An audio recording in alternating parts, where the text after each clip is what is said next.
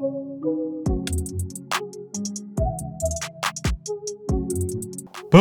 All right. We're ready. Yeah, we're ready. Are you ready? Yeah, are you ready? Hello, parents. Welcome back to another conversation starter. We got Dawson, back again. Dawson is back again, and he will be next week as well. And look, we were just talking about me putting my hands in my pockets. You and did I it just did it. Which is why I have coffee. There you go. Keep my Something hands to do busy. with your hands, yeah. First of all, I want to thank you, parents. If you do watch these, I'm very excited that you actually watch these and utilize these. These are a resource for you because I just want to emphasize you are the main discipler of your student. Mm-hmm. We're here to help. We're here to support. Right. We're here to help you in discipling your student. But I just want to remind you guys that you guys are the main discipler of your students. And so this is just a tool that you can use to continue to grow in doing that. And so just thank you for utilizing it when you do watch. Yeah, definitely. Yep. So we have been continuing in our series through Genesis, and Dawson taught on Genesis 17. It was really good stuff that we were teaching the kids. Yeah. Yeah. So last night we talked about kind of 15, 16, and 17. Did a little summary. But we talked about a bit of a cycle of doubt that Abraham has been falling into. He is Abraham now, not Abram anymore. Yeah, running joke in the youth group. Yeah.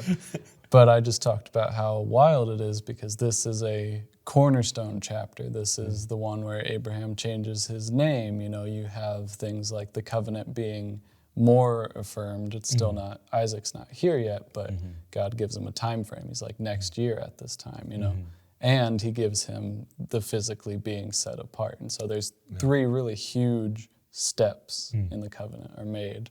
Yeah. And I pointed out how crazy it is that it is this milestone chapter and it's riddled with so much doubt from Abraham still. Yeah. And so we looked at how in, 15 he's doubting because he doesn't have an heir. And then in 16 he's doubting because he doesn't have an heir and he makes himself an heir. And then in 17 he doubts to the point where he laughs in God's face, like face to face, because God tells him it's not going to be Ishmael who brings about this great nation. It's going to be a son from Sarah. And Abraham falls on his face and laughs. And then it says a couple verses later that God went up from him, which means that God was face to face with him. He was, And Abraham fell on his face and laughed in front of God. And so, the kids were, also like, wow, that's crazy. Yeah. And so, we just talked about the sheer level of doubt that Abraham had to be experiencing during all of these chapters, but especially one. Then. To, again, be face-to-face with God, and yet he didn't see it. He didn't see the physical, he didn't have that physical representation in front of him, and so he couldn't connect the dots, basically. Yeah, it was really good. Yeah, the whole point about God being face-to-face with Abraham, and Abraham was still like laughing in God's face. I'm like, dude, what? He was almost like, God, you don't see it. I have a son, like that reaction of Sarah can't have kids, and I've already got a son, and so. Yeah, it was really good, and I love some of the other points that you emphasized with the doubt, like, working with the kids through, did Abraham's doubt basically nullify God's promise? Did it stop God from doing what he promised that he would do? Yeah. The answer is no. And obviously, you had us, we're here, right? Yeah.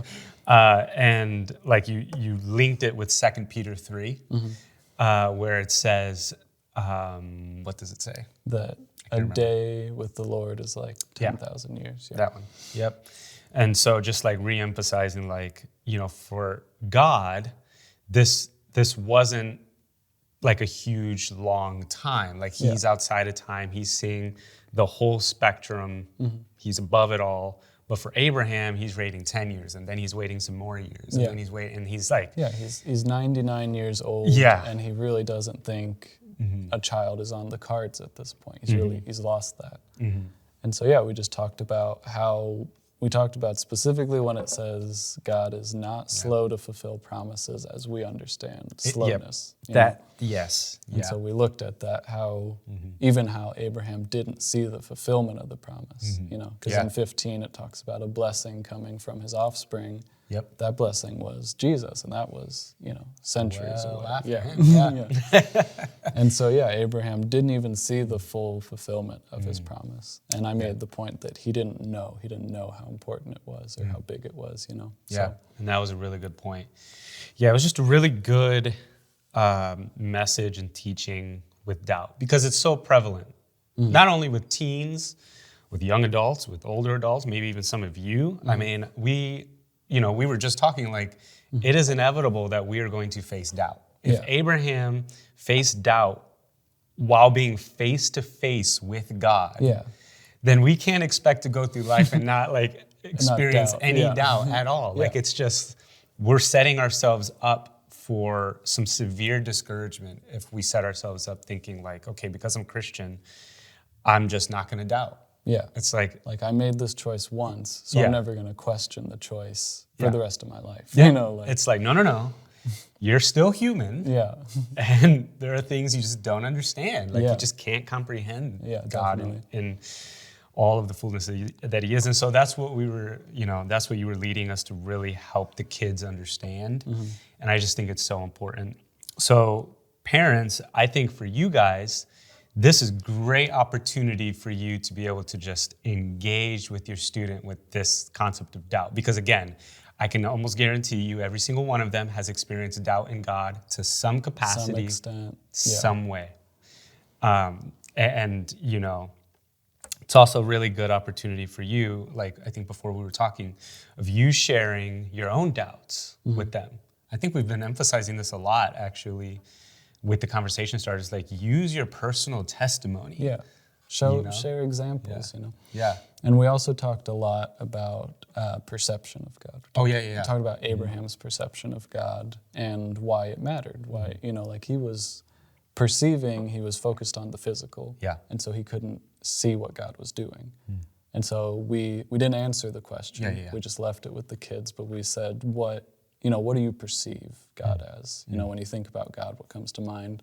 And I told them just to think about it through the week, So if you guys want to bring that back up, ask them how they're chewing on it, definitely just, bring it back because I would hope they are still considering that and contemplating that, Yeah, definitely bring that back. I mean, read the chapter again, Genesis 17. You can even read 2 Peter 3. Just keep it in their mind throughout the week. We don't want youth group to be, they come and learn a lesson and then forget about it that whole week. But we want it to be, they're thinking about this, they're chewing on this, and parents, you guys are like one of the drivers for that to keep happening. And so, definitely.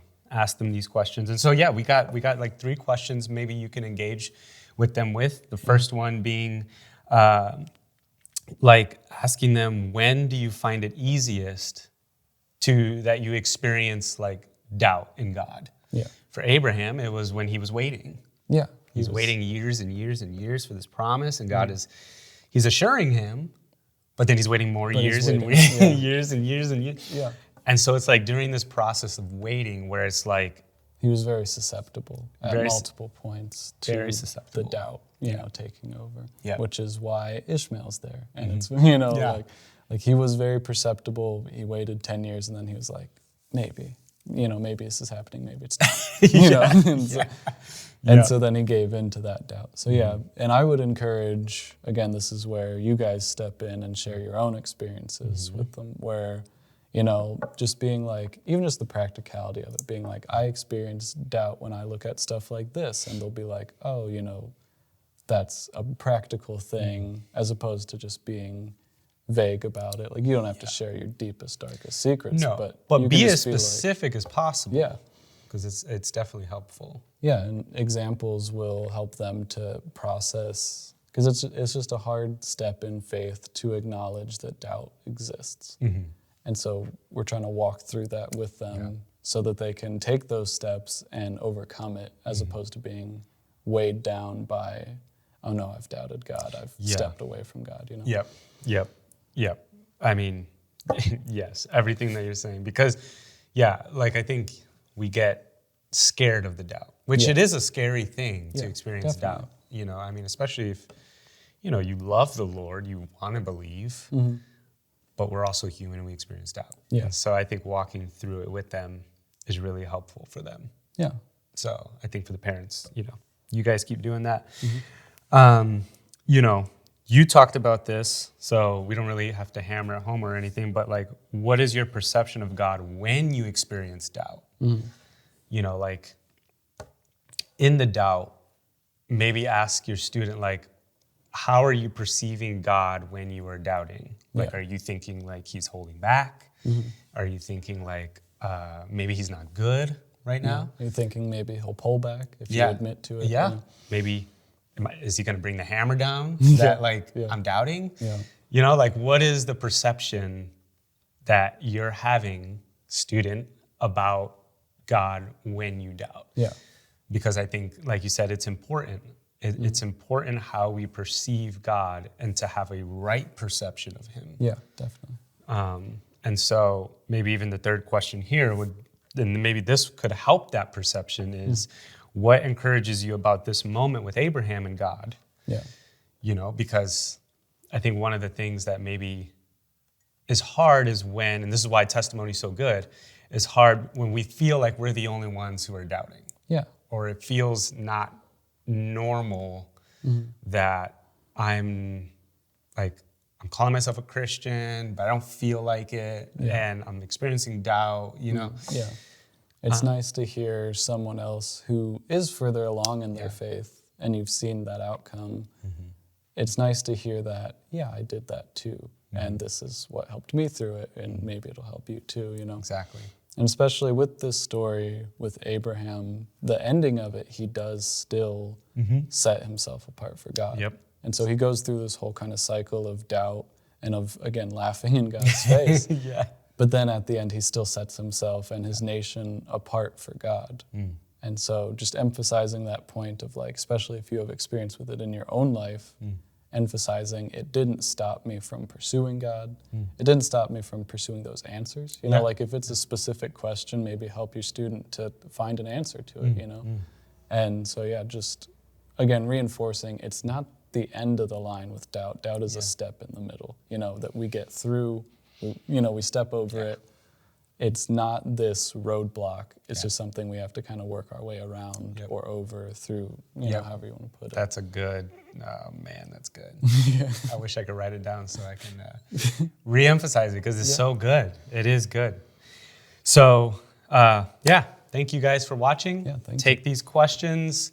Putting my hands in my pocket. That's why I'm you're on the table. doing engage with your student with these questions, with this thing, with doubt, especially with doubt, because if they're not experiencing it now, they will. Yeah. They will experience it at some point in their walk. Yeah. And what better way to work through it than in a safe, in a safe environment where you are willing to have the conversation and they don't feel like, oh my gosh, like if I go to my parents who are really strong Christians about this, they're gonna be disappointed in me, and so I can't tell them. Yeah, the fact that you're bringing it up will immediately be more inviting, if not a little awkward, but still more inviting than them coming to you about it. Exactly.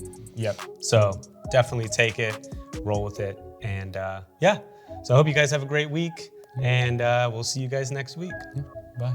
Bye. Hello, parents. This is Pastor Mario. Thank you guys for joining us for this week's Conversation Starter. If you want more ways that you can engage with your youth, you can check out the other Conversation Starters here on my side. Thank you guys for joining us. Hope you guys are doing well.